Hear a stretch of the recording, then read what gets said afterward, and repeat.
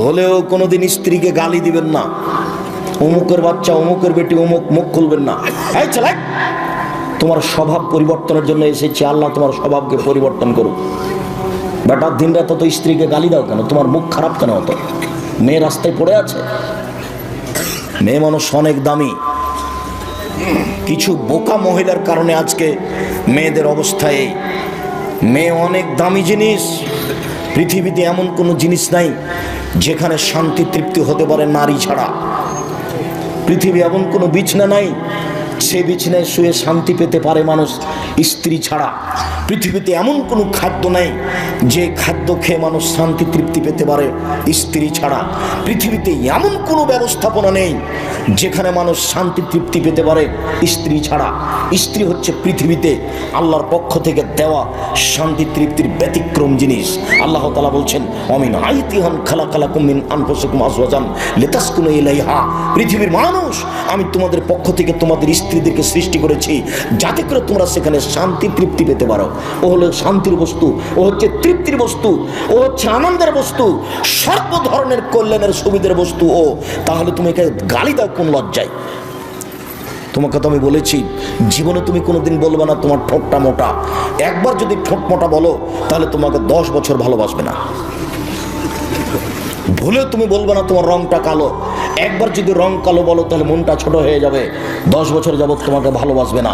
তুমি খালি বলো তোমার মতো কোনো ভালো মেয়ে দেখি না, তুমি আমার চোখে সবচেয়ে সুন্দরী, তোমার চালচলন আমার কাছে খুবই ভালো, প্রশংসা করো, সারা রাত পা টিপে দিবে। একটু প্রশংসার ভিখারি তুমি মুখ খারাপ করো কেন? শোনো সম্মানিত দিনী ভাই বোন, সবাইকে বলছি, মুরব্বী আপনাকে বলছি, আপনারও স্বভাব ভালো নয়। ছেলে মেয়ে বড় হয়ে গেছে, বৌমা বাড়িতে, তারপর আপনার একটু লজ্জা হয় না মুখ খারাপ করে স্ত্রীকে কথা বলে? তখন বেটি লজ্জা পায়, বেটা লজ্জা পায়, বৌমা লজ্জা পায়। আপনার এই স্বভাব কেন? গালিতে আপনার অত শান্তি তৃপ্তি কেন? মুখ বন্ধ করবেন, আজকের পরে আর মুখ খুলবেন না কোনোদিন। আস্তাগফিরুল্লাহ, তো বলে আল্লাহ তোমার দরবারে তওবা করছি, আমি আর কোনোদিন স্ত্রীকে গালি দেবো না। এই কথা বলে উঠবেন, মুখ খারাপ করবেন না কোনোদিন। আর মুখ খারাপের কথার উপরে ফেরেশতা আমিন বলেন। পরিবারটা এরকম হয়ে গেছে, আপনি বুঝতে পারেন না কেন আপনি মুখ খারাপ করবেন? রাসূল সাল্লাল্লাহু আলাইহি ওয়াসাল্লাম খবরদার কটু কথা বলবো না। 4 বউয়ের মুখের উপরে মারবা না, মারাই যদি লাগে কোনো সময় মুখের উপরে মারবা না। 5 এটা জরুরি, ওয়ালা তাতরুকা ইল্লা ফিল বাইতে, তুমি তোমার বউকে তোমার বাড়ি ছাড়া কোথাও যেতে দিবা না। তোমার বউকে তোমার বাড়ি ছাড়া কোথাও থাকতে দিবা না। ও চাচির বাড়ি যেতে পাবে না, ও খালার বাড়ি যেতে পাবে না, ও ফুফুর বাড়ি যেতে পাবে না, ও মায়ের বাড়ি যেতে পাবে না। জরুরি প্রয়োজন ছাড়া বাড়ি ত্যাগ করতে পাবে না। যদি যাই তাহলে আপনাকে যেতে হবে। ভুলেও কোনোদিন বিবাহের বাড়িতে যায় না যেন। বিবাহের বাড়িতে গেলে স্বামীর সংখ্যা বেশি হয়ে যায়। কাজেই ভুলেও কোনোদিন বিবাহের বাড়ি যেতে দিবেন না। আত্মীয় স্বজন দাওয়াত করেছে, ঠিক আছে আমি আসবো, আমার ছেলেরা যাবে, আপনার বউ যাবে না। একটু পুরুষ হতো সেখানে, একটু পুরুষ। এই যে ছোট ব্লাউজ পরে আছে ওটা আমার বউ, এই যে ঢং ঢং করে এসেছে আর গল্প করে এখনো দাঁড়িয়ে আছে, যান দেখাছেন, এটা আমার বউ নয়, যান দেখাছেন দাঁড়িয়ে আছে এখন। আশ্চর্য কথা, থাকবে কেন? কেন আছে? আমি তো আসলাম তখন দেখলাম যে সরে গিয়ে আর একটা লোকের সাথে কথা বলছে। ও তো আপনার মেয়ে না হলে আপনার বউ। কেন আছে? ও জানে না যে আব্দুর রাজ্জাক বিন ইউসুফ আজকে আসছেন? কোন সাহসে যায়, কোন সাহসে কথা বলে, হিসাব পায় না। নিজেকে পুরুষ মনে করিয়েন। প্রেসিডেন্ট আইয়ুব পাকিস্তানের উপরে কারফিউ জারি করেছেন, আর আপনি আপনার বাড়ির উপরে কারফিউ জারি করবেন। 44 ধারা জারি থাকবে বাড়িতে, তার মানে আপনি পুরুষ। চোখ যেভাবে ঘুরে বউ সেভাবে চলে, তার নাম স্বামী। চোখ যেভাবে ঘুরে বউ সেভাবে চলে, তার নাম স্বামী। চোখ যেভাবে ঘুরে বউ সেভাবে চলে, তার নাম স্বামী। কোথায় গেছিলে তুমি? না তো, আমি তো বাহির থেকে পানি আনা চাইনি, পানি নিয়ে আসতে হবে সেটা আমি বুঝবো না। তো আমি তো তোমাকে ওখানে যেতে বলিনি, সেটা কি করতে হবে সেটা আমি বুঝবো। আমি তোমাকে উপার্জন করে খাওয়াতে পারি, আমি তোমার সুবিধা অসুবিধা বুঝতে পারি না। তুমি কি মনে করো আমাকে? পরবর্তীতে বাড়ির বাইরে তুমি পা রাখবে না, তোমাকে সতর্ক করে দিচ্ছি। রাসূল সাল্লাল্লাহু আলাইহি ওয়াসাল্লাম বলছে লাঠিটা ঝুলিয়ে রাখো বাড়ির সামনে। পৃথিবীর সবচেয়ে দামি মানুষ, লাঠি দিয়ে বউকে ঠিক করো, পৃথিবীর সবচেয়ে দামি মানুষ। অতএব নিজেকে পুরুষ মনে করবেন, ভুলে কোনোদিন কটু কথা বলবেন না, আর বাড়ির বাইরে কোথাও যেতে দিবেন না দুর্ঘটনা ছাড়া। যাবে জরুরি কোনো কারণে যেতে পারে। কা পুরুষের স্ত্রী এদিক ওদিকে ঘুরে বেড়াই, কা পুরুষের মেয়ে এদিক ওদিকে ঘুরে বেড়াই, পুরুষের যায় না। দিন রাত আপনাকে এই কথা বলতে বলতে আপনার সময় পার হয়ে গেল, তবে আপনি নিজেকে একটু পরিবর্তন করতে পারলেন না? আপনার পরিবার একটু পরিবর্তন হলো না? উপস্থিত বৈঠকের মুসলিম বোন, আপনাকে বলছি, দেখেন নিজে থেকে যদি আপনি না মানেন তাহলে কেউ কিছু করতে পারবে না।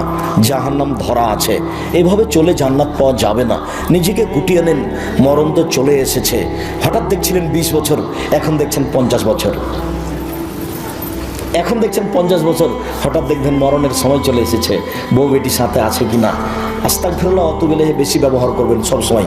আস্তাগফিরুল্লাহ অতুবিলাইহে, উঠছেন আস্তাগফিরুল্লাহ অতুবিলাইহে, ঘরে ঢুকছেন আস্তাগফিরুল্লাহ অতুবিলাইহে, বাইরে বের হচ্ছেন আস্তাগফিরুল্লাহ অতুবিলাইহে। ইস্তেগফার এই শব্দটা বেশি ব্যবহার করবেন। আরও যদি পারেন রব্বিগফিরলি ওয়া তুব আলাইয়া ইন্নাকা আনতাত তাওয়াবুল গাফির, ইন্নাকা আনতাত তাওয়াবুল গাফুর, এই দোয়া পড়ার চেষ্টা করেন। এগুলো ছোট ছোট ইস্তেগফারের দোয়া। যত ইস্তেগফার করবেন বিচারের মাঠে আপনার সুবিধা তত বেশি। আর এমনিতে দুনিয়াতে ক্ষমা চাইলে তো আব্দুল্লাহর মুখে শুনতে পেলাম যে উমর রাদিয়াল্লাহু তাআলা জনগণকে নিয়ে গেছেন পানি চাইতে। উল্টাভাবে বলতে হবে আল্লাহ পানি দাও, তো উমর বলছেন যে তোমরা এক কাজ করো, ক্ষমা চাও। জনগণ বলছেন ব্যাপারটা কি, এসেছি পানি চাইতে, ক্ষমা চাইবো মানে? তো বলছে দেখো আল্লাহ বলছেন যে ক্ষমা চাইলে পানি দিয়ে দিবে, আল্লাহ তো ক্ষমাই চাও, দেখি কি হয়। সম্মানিত দিনী ভাই বোন, মহান আল্লাহ বলেন ইয়ামহাকুল্লাহুর রিবা ওয়া ইউরবিস সাদাকাত, সুদ মানুষের টাকাকে সংকুচিত করে, দান মানুষের টাকাকে বেশি করে দেয়। অত্র আয়াত প্রমাণ করে সুদ খেলে মানুষ ভিক্ষুক নিঃস্ব হবে। আজ হোক আর কাল হোক বাঁচার কোনো পথ নেই।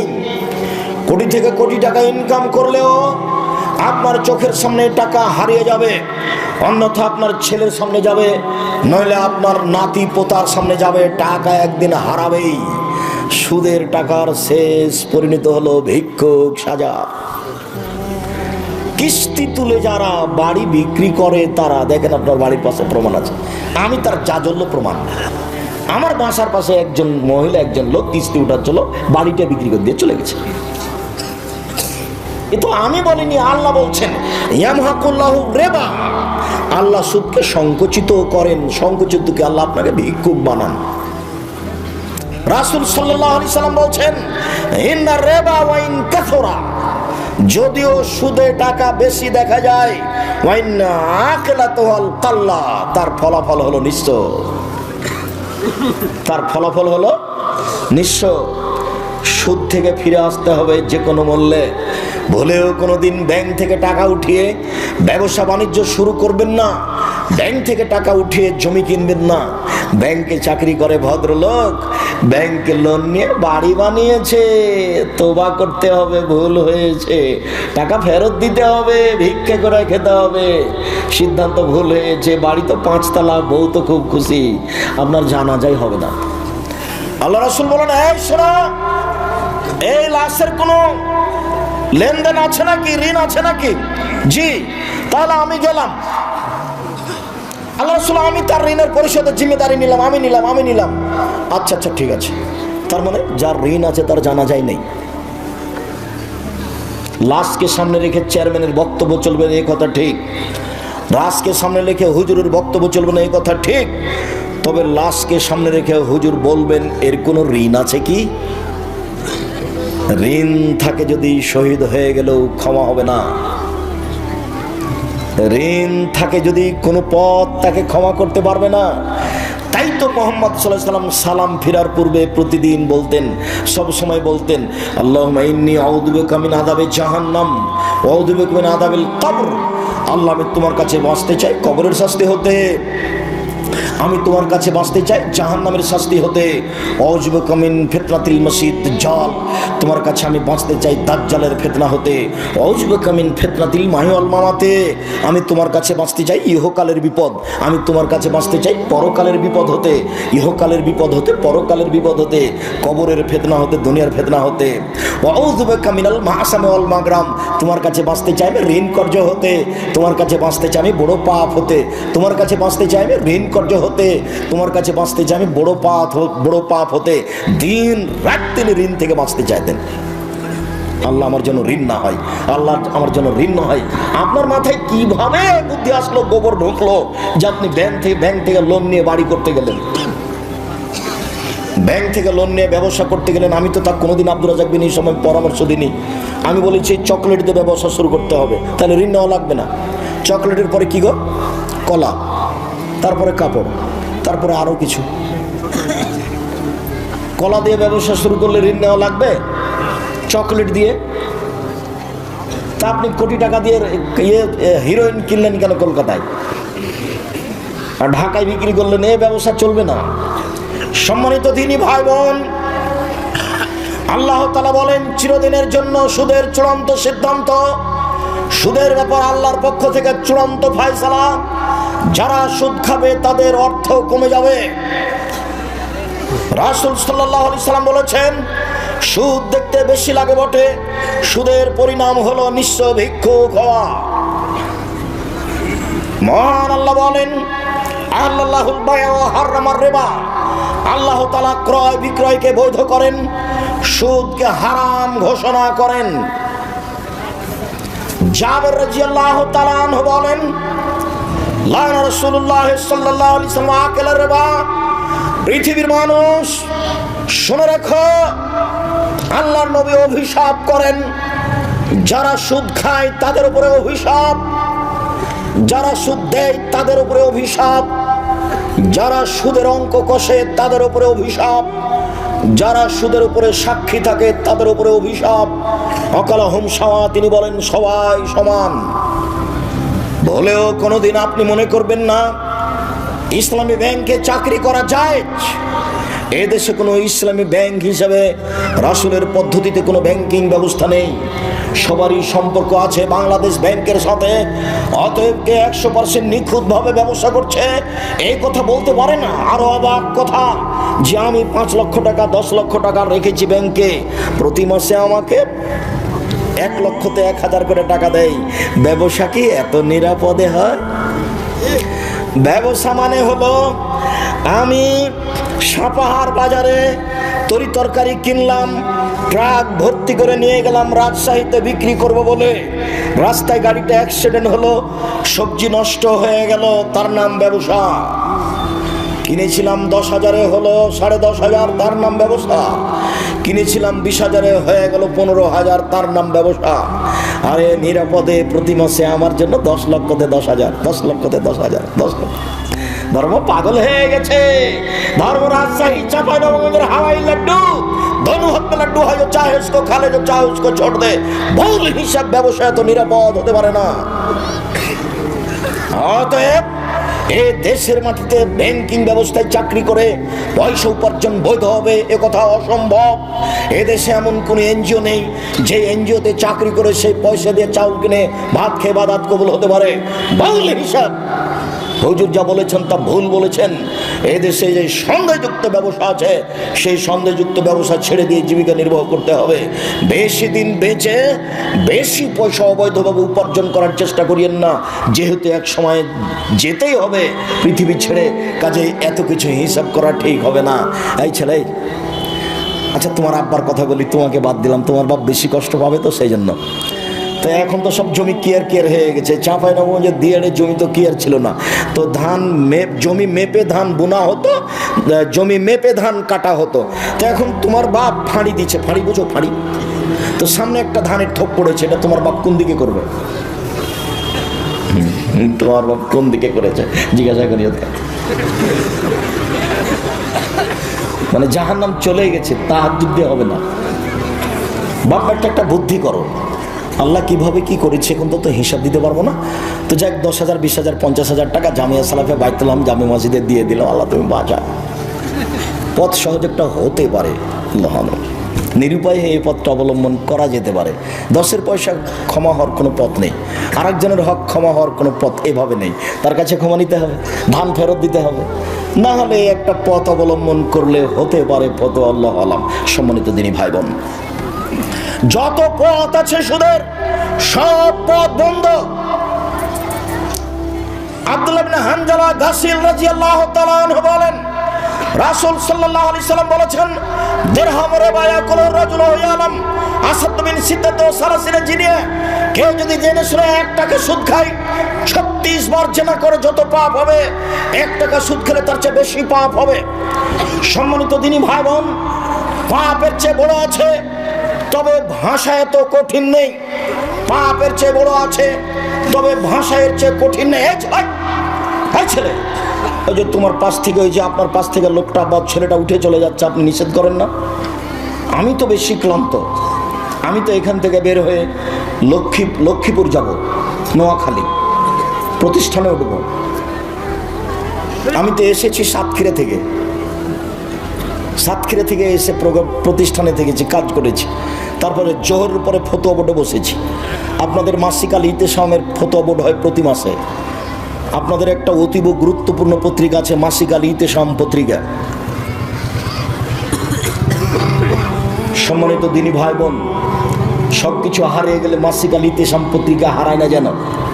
আমার জীবনে বড় স্বাদ, আমি এদেশের মাটিতে উন্নত মানের প্রতিষ্ঠান গড়ব। সেটাই জামিয়া সালাফিয়া ডাঙ্গিপাড়া পবা রাজশাহী, সেটাই জামিয়া সালাফিয়া রূপগঞ্জ নারায়ণগঞ্জ ঢাকা, সেটাই জামিয়া সালাফিয়া 6 মাইল বাবুগঞ্জ বরিশাল, সেটাই জামিয়া সালাফিয়া তেঘরা বিরল দিনাজপুর, আরও অন্যান্য ডিস্ট্রিক্টে ভাবছি। আমার মনে বড় স্বাদ, আমি এদেশের মাটিতে উন্নত মানের প্রতিষ্ঠান গড়ব ইনশাআল্লাহ। আমার কাছে টাকা পয়সা থাক আর না থাক, আমার কাছে টাকা নাই এ কথাও সত্য, এখানে প্রতিষ্ঠান গড়বে এ কথাও সত্য, ইনশাআল্লাহ গড়বে। জামিয়া সালাফিয়া ডাঙ্গিপাড়া পবা রাজশাহীর বায়তুল হাম জামে মসজিদে এখন পর্যন্ত খরচ হয়েছে প্রায় 10 কোটি টাকা। তো আমি তো 10 টাকারও মালিক নই। 90% জমির উপরে মসজিদ, প্রায় 20 বিঘে জমির উপরে এই প্রতিষ্ঠান। 1700 ছাত্র এখন বোর্ডিংয়ে খায়, 800 মেয়ে এখন বোর্ডিংয়ে খায় রাজশাহীতে। 2 প্রতিষ্ঠান মিলে 3500 ছেলে মেয়ে পড়াশোনা করে, সব ভিন্ন ভিন্ন স্থানে থাকে।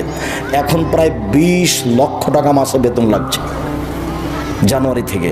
তো 20 লক্ষ।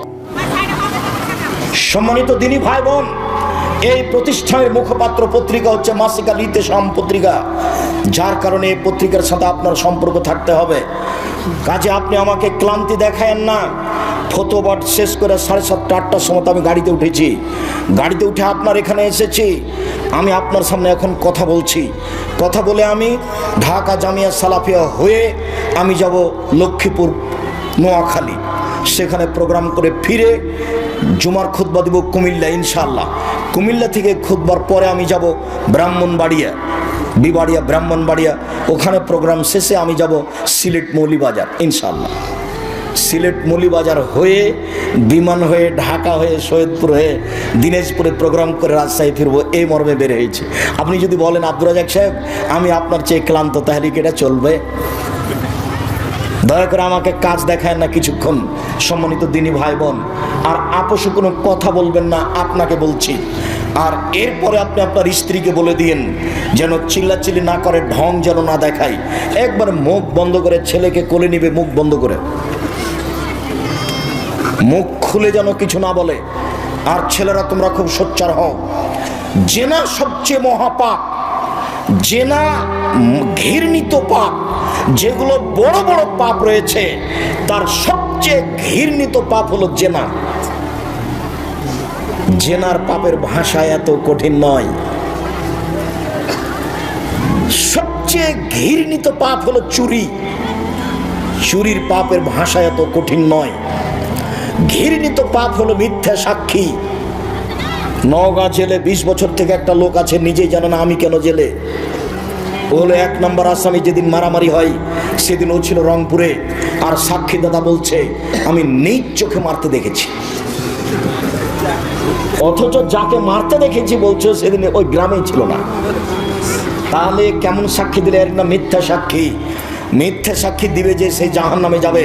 তবে ভাষা এত কঠিন নয়। পাপের জগতে সবচেয়ে বড় পাপ হলো শিরক, তবে ভাষায় অত কঠিন নয়। পাপের জগতে দ্বিতীয় মহাপাপ হলো বাপ মায়ের অবাধ্য চলা, তবে ভাষায় এত কঠিন নয়। অবাক ভাষা, অবাক হতে হয়।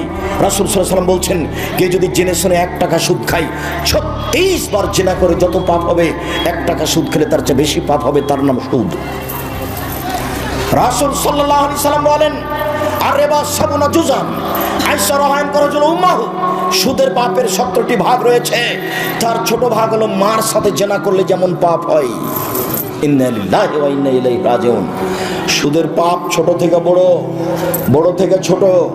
তার সবচেয়ে ছোট ভাগ হলো মার সাথে জেনা করলে যেমন পাপ হয়। বলেন তো কেমন ভাষা! এরকম ভাষা অন্য কোনো পাপের সাথে জড়িত নয়। এই হচ্ছে সুদের পাপ। আপনি আমার দিকে চেয়ে থাকবেন এক খেলে। আমি একটা লম্বা হাদিস অনুবাদ করছি, আর কোনো ছেলে যেন আপনার পাশ থেকে না উঠে, কোনো মহিলা যেন আপোষে কথা না বলে। অল্পক্ষণে আমি কিছু অংশ অনুবাদ করে কিছু অংশ বলে শেষ করব। শুধু অনুবাদ করলে ঘন্টা যাবত লেগে যাবে। আমি এই সুদের অংশ দেখানোর জন্য একটা হাদিস অনুবাদ করছি, আপনি এক খেলে আমার দিকে চেয়ে থাকবেন। শামরা ইবনে জুনদুব রাদিয়াল্লাহু তাআলা আনহু বলেন, রাসূল সাল্লাল্লাহু আলাইহি সাল্লাম ফজরের সালাত আদায় করে আমাদের মুখামুখি হয়ে জিজ্ঞাসা করতেন, হালরা মিনকুম আল-লাইলাতা রুয়া, সঙ্গী সাথে তোমরা কেউ স্বপ্নে কিছু দেখেছো? ফাইন রাহাবুল কাসাহা, কেউ যদি কোনো কিছু স্বপ্নে দেখতো তাহলে আল্লাহ রাসূলের সামনে বলে দিত।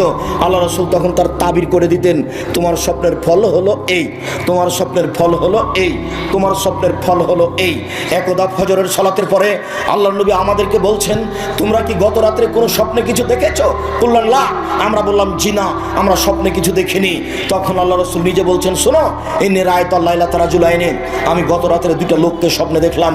ফাতায়ানি, তারা দুইজন আমার কাছে আসলো। ফা খাজা বিয়াদাইয়া, তারা আমার 2 হাতকে ধরলো, ধরে বাইতুল মুকাদ্দাসের দিকে টেনে নিয়ে যেতে লাগলো। তারা আমার 2 হাত ধরে টেনে নিয়ে যাচ্ছে। যেতে যেতে আমি একটা লোকের পাশে চলে আসলাম। দেখি লোকটা বসে আছে, আর তার পাশে একটা লোক দাঁড়িয়ে আছে। তার হাতে আছে একটা লোহার লাঠি, বাঁকা লাঠি, ফেদ খোলে ফিসিদকে, বাঁকা লোহা লাঠি। তার লোহার লাঠি তার মুখের ডান দিকে ঢুকিয়ে দিচ্ছে, ঢুকিয়ে চিরে ফেড়ে পিছন দিকে নিয়ে যাচ্ছে। আবার লাঠিটা বের করে মুখের বাম দিকে লাগিয়ে দিচ্ছে, বাম দিককে চিরে ফেলে পিছন দিকে নিয়ে যাচ্ছে। আবার লাঠিটা বের করে ডান দিকে লাগাচ্ছে। লাঠিটা আনতে না আনতে দেখে ডান দিক ঠিক হয়ে গেছে, আবার চিরে ফেলছে, আবার বাম দিকে লাগাচ্ছে। বারবার এই দৃশ্য। আমি বললাম, মা হাজা, একই দৃশ্য। তারা দুজন বললেন, ইনতালেক, চলতে থাকেন। ফান তালাক না, আমি কিছু না বলে আমরা চলতে থাকলাম। চলতে চলতে চলে আসলাম, দেখি একটা লোক চিত হয়ে শুয়ে আছে, আর একটা লোক পাশে দাঁড়িয়ে আছে। তার হাতে একটা পাথর আছে। এই পাথর দিয়ে মারছে তার মাথার উপরে। মাথায় লেগে মাথা একবারে ভেঙে চৌচির হয়ে যাচ্ছে, পাথরটা ছিটকে চলে যাচ্ছে। লোকটি পাথরটা আনতে যাচ্ছে, এইখানে আসতে না আসতে দেখে মাথাটা ঠিক হয়ে গেছে। ফাদার আসো কামাকানা, মাথা যেমন ছিল তেমন হয়ে গেছে। যতবারে মারে তাদাদাহাল হাজারো, পাথরটা ছিটকে চলে যায়। ফান্তালাকে এলাই হেলিয়া খোঁজাহু, ও আবার পাথর আনতে চাই, দেখে মাথা ঠিক হয়ে গেছে। দৃশ্য দেখে আমি বললাম, মা হাজা, একই দৃশ্য। তারা দুজন বলেন, ইনতালেক, চলতে থাকেন। ফান্তালাক না, কিছু না বলে চলতে থাকলাম। চলতে চলতে ফা আতাই না আল্লাহ নাকবিল মিসরিতান নূরে, একটা গর্তের পাশে চলে আসলাম। দেখি গর্তটা চুলার মতো। তন্দুরি রুটি সিদ্ধ করার জন্য যে চুলা থাকে, সেই চুলা। ফা আলা হুসাইকুন অসফালাও আসে, তার উপর হচ্ছে সংকীর্ণ, ভিতর হচ্ছে প্রশস্ত। উপর হচ্ছে সংকীর্ণ, ভিতর হচ্ছে প্রশস্ত। তাতাওয়াক্কাদু ফিন নার, তার ভিতরে আগুন দাদা দাদা দাদা করে জ্বলছে। ফাইজা ইরতাফাত ইরতাফাউ, যখন আগুন জোরে জ্বলে উঠছে, তখন ভিতরে যা আছে সব উপরে চলে যাচ্ছে, মনে হচ্ছে বের হয়ে পড়ে যাবে।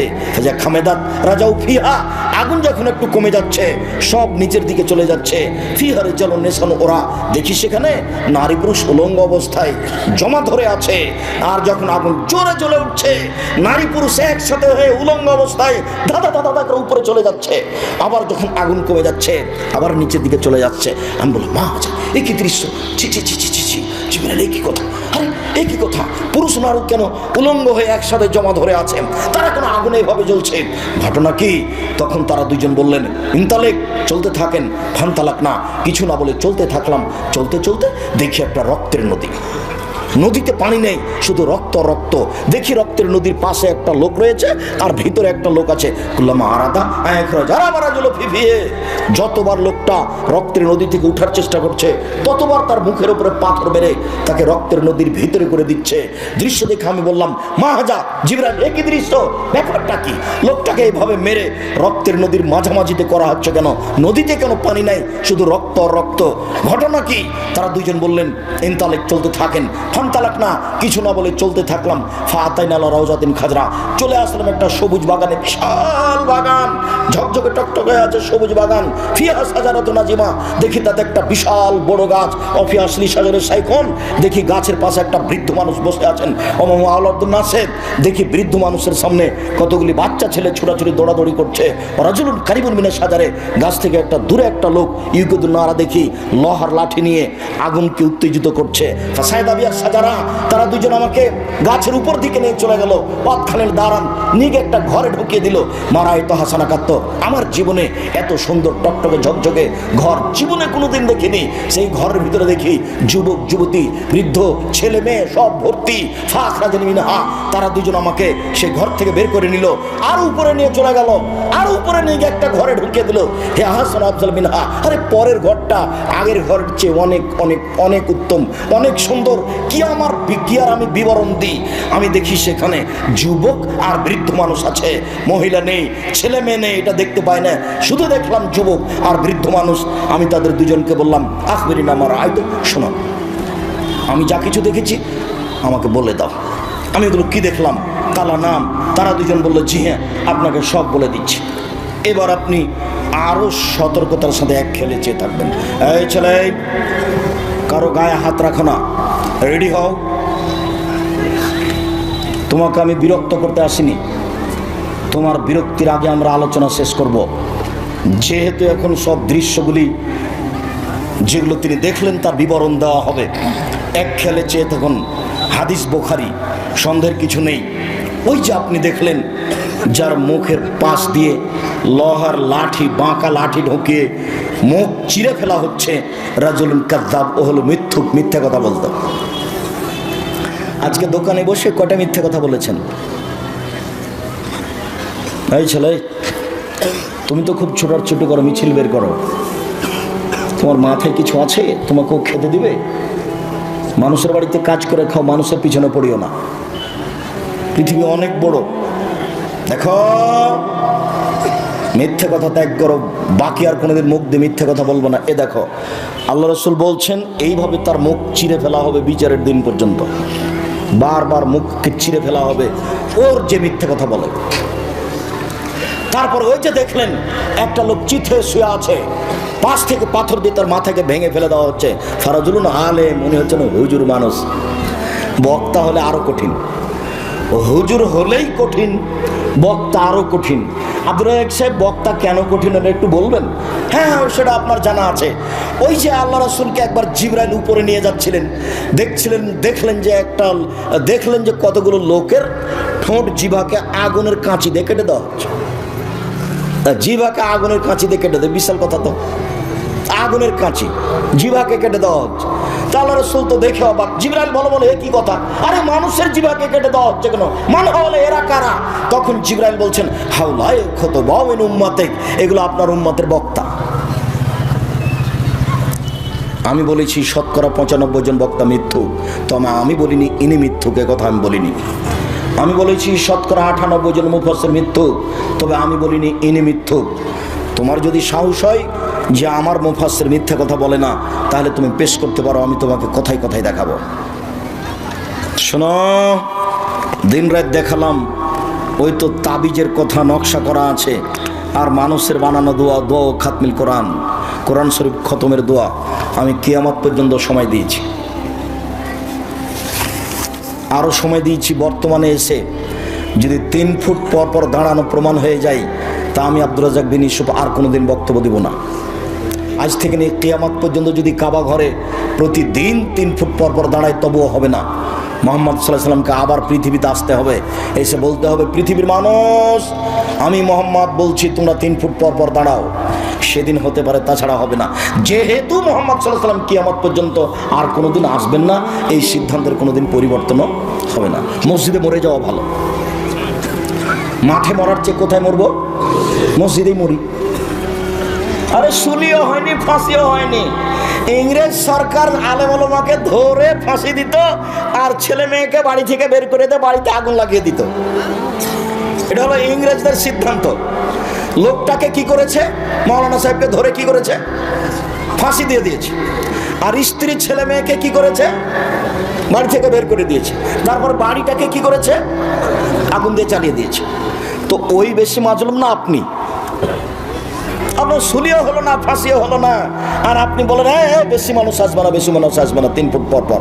আর আপনি একটা মসজিদের সর্দার সভাপতি, দাড়ি ছোট করা চাচা আছে, আর আপনি বলছেন হ্যাঁ বেটা 3 ফুট পর পর দাগ দাও, 3 ফুট পর পর দাগ দাও, যে লাল কালি দিয়ে দাগ দিলে দিন 3 ফুট পর পর। ও দাড়ি চাচা, সভাপতি, সেক্রেটারি। আমি আব্দুর রাজ্জাক বিন ইউসুফ আপনাকে সভাপতিও করিনি, সেক্রেটারিও করিনি, করবো না। আর আপনাকে আমি হিসেব করে আমার জীবনে কোনোদিন কথা বলিনি, বলবো না। পয়সা নিয়ে আমাকে বক্তব্য দিতে হবে এটা না। কালকে আমি সাতক্ষীরা থেকে এসেছি, 1 পয়সা দেয়নি, 1 পয়সা নয়। তো সাতক্ষীরাতে তো গাড়িটা এমনি আসবে না, নাকি এমনি আসবে? এরকম কতদিন আছে, কতদিন আছে। একবারে দিনাজপুর থেকে এসেছি, সে একবারে শেষ প্রান্ত, 1 পয়সা দেয়নি। পরীক্ষা করে দেখছে, দেখি কি হয়। আর এ তো সাপাহার, এটা তো নওগাঁ, এটা তো হিসাবই নাই। আর পিছন থেকে একজন বলছে যে এই মাঠে নাকি কম টাকা দিয়েছে, সেজন্য নাকি আসছেন না। আমি কখন এসেছি এটা আমার মনে নাই, আল্লাহ মাফ করো। শোনো এই ছেলে, শোনো, আমার উপরে কোনো মন্তব্য করো না, না চেনে। তোমার মন্তব্যটা হয়ে যাবে, মন্তব্য হয়ে যায় হিংসা করে। ভুলেও কোনোদিন কারো পাল্লাতে পড়ে, অন্তত আমি আব্দুর রাজ্জাক বিন ইউসুফ, আমার উপরে কোনো মন্তব্য করো না। আল্লাহর কসম, আল্লাহর কসম, আমি আমার জীবনে কোনোদিন স্বার্থ নিয়ে একটা পা ফেলেছি তা আমার মনে নেই। কেউ যদি আমার সামনে প্রমাণ করে দিতে পারে যে আব্দুর রাজ্জাক সাহেব একদিন আমার কাছে পথ খরচ পাথেও চেয়েছিল, তাহলে আমি আর কোনোদিন বক্তব্য দেব না। আচ্ছা, টাকা কম দিয়েছিলে সেই জন্য অনেকদিন পরে আসলাম, এটাই হলো। কিন্তু পাথেও চেয়েছিলাম কি? এটা কি তুমি বলতে পারো? যখন আমার হাতে টাকা দিয়েছিলে তখন আমার মুখখানটা একটু কালো কালো, কেমন কেমন দেখলে, এরকম মনে হয় কি? তাহলে তাহলে তুমি যা বলেছ সব অপবাদ। তুমি নিজেও গেছো খামাখা আর হিংসা করে আর একজনের পাল্লায় পড়ে কি করেছো তুমি? কত মানুষ আমার কাছে যেখানে সেখানে ক্ষমা চাই, মোবাইলে ক্ষমা চাই, সাক্ষাৎ হলে ক্ষমা চাই। আচ্ছা ঠিক আছে, আপনি বললেন যথেষ্ট, আল্লাহ আপনাকে মাফ করুন। সম্মানিত দিনী ভাই বোন, ওই যে আপনি দেখলেন রাসূল সাল্লাল্লাহু আলাইহি সাল্লামকে বলছেন জিবরাইল, ওই যে আপনি দেখলেন মাথা ভেঙে ফেলা হচ্ছে, ও হচ্ছে মওলানা মানুষ, জানা অনুপাতে আমল করেনি, যার কারণে শাস্তি হচ্ছে। অনেক কথা আলেমের ব্যাপারে আছে, তা আমি এখানে বলছি না, তবে উপদেশ বইয়ে পড়তে হবে, উপদেশ বই রাখা জরুরি। কে বড় ক্ষতিগ্রস্ত, কে বড় লাভবান রাখা জরুরি। রিজিক রাখতে আপনি বাধ্য, অন্তত রিজিক বইটি 10 বার পড়বেন। আব্দুল্লাহ লিখা মিন্নাতুল বারি নিজের ছেলের লিখা মনে করবেন, বুখারীর ব্যতিক্রম ব্যাখ্যা মিন্নাতুল বারি মনে করবেন আমার নিজের ছেলে রেখেছে, আমি একটু লিখেছে, একটু বইটা পড়ে দেখি। আমার আদরের ছেলে লিখেছে, বইটা একটু পড়ে দেখি। এইভাবে আপনি একটু ভালোবাসা দেখিয়ে পড়বেন, অনেক উপকার হবে, আশা রাখি ইনশাআল্লাহ। সম্মানিত দিনী ভাই বোন, আমি বলছিলাম রাসূল সাল্লাল্লাহু আলাইহি সাল্লামকে তারা বললেন, ওই যে আপনি দেখলেন একটা গর্তে আগুন জ্বলছে, ধাঁধা ধাঁধা করে জ্বলছে, আর তারা উলঙ্গ অবস্থায় পুরুষ নারী জমা ধরে আছে। আগুন যখন জোরে জ্বলছে উপরে চলে যাচ্ছে, আবার যখন আগুন কম হচ্ছে তখন নিচে চলে যাচ্ছে। অমজনাতা জাওয়ানি, ওরা হচ্ছে বেভিচারনি। যারা জেনা করেছে জীবনে, তারাকে উলঙ্গ অবস্থায় জমা করে দেওয়া হয়েছে, জমা করে দিয়ে আগুনের ভিতরে ফেলে দেওয়া হয়েছে। জ্বলছে, জ্বলতে জ্বলতে আগুন জ্বরে উঠে উপরে যাচ্ছে, আবার নিচে চলে আসছে। রাসূল সাল্লাল্লাহু আলাইহি ওয়াসাল্লাম অন্য এক বর্ণনায় বলেছেন যে আমাকে জিবরাইল এবং মিকাইল নিয়ে গেল, দেখি হঠাৎ করে অনেক মানুষ আসাদ ইন্তেফাখান ফুলে ফেপে বিশাল বিশাল আকৃতি হয়ে আছে, 30-40 হাত উঁচু উঁচু লাশ পড়ে আছে, এত গন্ধ, মনে হচ্ছে গ্রামের টয়লেট, মনে হচ্ছে গণশৌচাগার, মনে হচ্ছে গ্রামের টয়লেট, মনে হচ্ছে গণশৌচাগার, গন্ধে টিকা যায় না। আমি বললাম জিবরাইল মান হাউলা, এরা কারা জিবরাইল? তখন জিবরাইল বললেন আহমদ জোনাতা জাওয়ানি, এরা হলো ব্যভিচারনী। একটা হাসান হাদিস, অনেকে বলতে চেয়েছেন হাসান ও নয় জয়ীব, হাসান হাদিস, রাসূল সাল্লাল্লাহু আলাইহি ওয়াসাল্লাম বলেছেন যেসব মহিলারা জেনায় লিপ্ত হবে ওদের লজ্জা স্থানের গন্ধে জাহান্নামীরা জাহান্নামে থাকতে পারবে না। যেসব মহিলারা জেনায় লিপ্ত হবে ওদের লজ্জা স্থানের গন্ধে জাহান্নামীরা জাহান্নামে টিকতে পারবে না। জিবরাইল একই কথা, আর এত ফুলে ফেপে কে তারা, এত কেন মোটা মোটা? জিবরাইল বললেন ওরা হলো ব্যভিচারনী। এই যে দেখছেন উলঙ্গ অবস্থায় জমা হয়ে জ্বলছে, এরা হলো ব্যভিচারনী।